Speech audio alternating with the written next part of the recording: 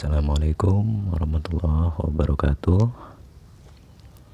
Negeri ini dijajah lebih dari 3,5 abad lamanya, mulai dari penjajahan Belanda, Portugis, dan diteruskan penjajahan Jepang pada Perang Dunia II. Lalu bagaimana cara kita belajar meluruskan pembelokan sejarah? Sedang kita tidak punya cukup bukti kuat untuk kebenarannya. Ini pertanyaan wajar dan menjadi polemik sejak lama. Bahkan mungkin sejak Orde Baru ya bro. Dan sudah menjadi tugas anak bangsa setidaknya mengetahui kebenaran sejarah akan bangsanya sendiri, minimal untuk diri sendiri, agar tidak mudah terombang-ambing dalam isu pembelokan sejarah yang dikaburkan. Bagi nuranimu, sejarah bangsa atau suatu negara berbeda dengan agenda politik bro. Mengapa? Jika kita agak jeli dan teliti menelaah di dalamnya, bisa-bisa kita salah jalan dan percaya begitu saja pada sumber yang gak jelas kebenarannya. Sebut saja peristiwa memilukan gerakan G30S PKI yang melibatkan Dewan Jenderal dan penculikan sampai segitu brutalnya. Lihat saja, faktanya lebih dari 50% generasi bangsa kita terbungkam oleh film itu. Bayangkan bro, lebih dari 30 tahun, hampir separuh umur kita pada rata-ratanya.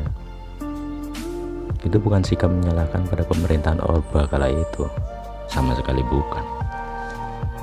Tapi lebih melek kisme, membuat nuranimu terbuka matanya, memandang dan menyikapi sejarah dengan cerdas dan kesadaran, bukan dengan pengaruh doktrin maupun fanatisme politik sempit tertentu. Oke bro, bagi nuranimu, sejarah bangsa yang paling menyentuh hanya ketika perjuangan melawan penjajahan asing dan berjuang melepaskan diri untuk merdeka sehingga diakui sebagai dunia bahwa bangsa kita telah benar-benar merdeka dari pengaruh negara asing. Setelah deklarasi proklamasi itu maupun isu kudeta dan sebagainya, itu hanyalah polemik masalah dalam negeri, yaitu agenda politik berkuasa, bukan sejarah bangsa aslinya. Oh ya bro, simak video ini sampai selesai supaya sobat gak gagal paham akan sejarahnya. Bagi yang belum like, silakan like, subscribe, dan share juga komentar positifnya di kolom komentar ya bro.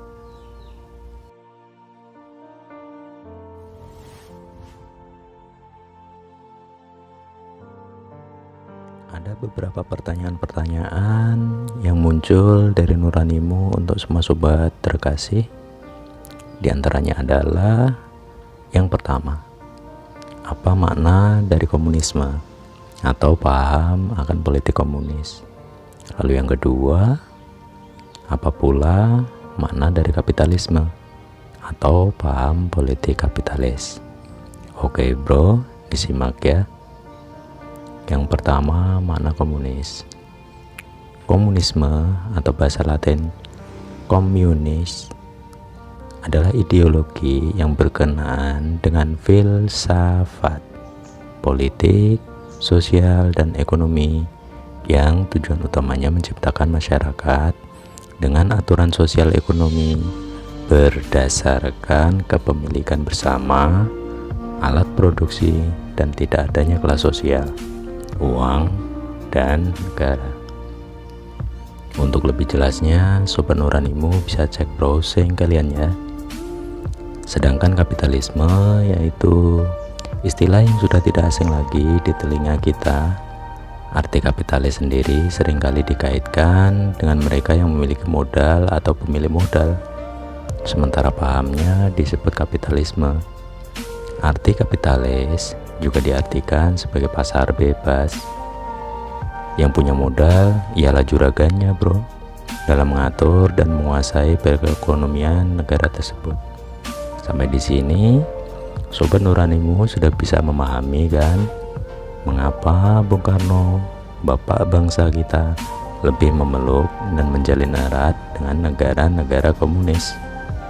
Dan bukan malah menjadi negara yang suka menyodorkan diri pada negara yang paham kapitalis barat, yang pada akhirnya tuan tanah yang harus diatur-atur dan dikendalikan negara lain.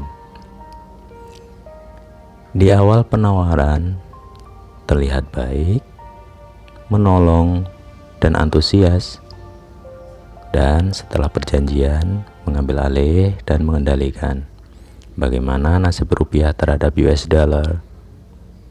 Disitulah faktanya. Salam waras, salam high value man. Masuklah ke dalam nuranimu dan jadilah insan sejati, kebanggaan negeri.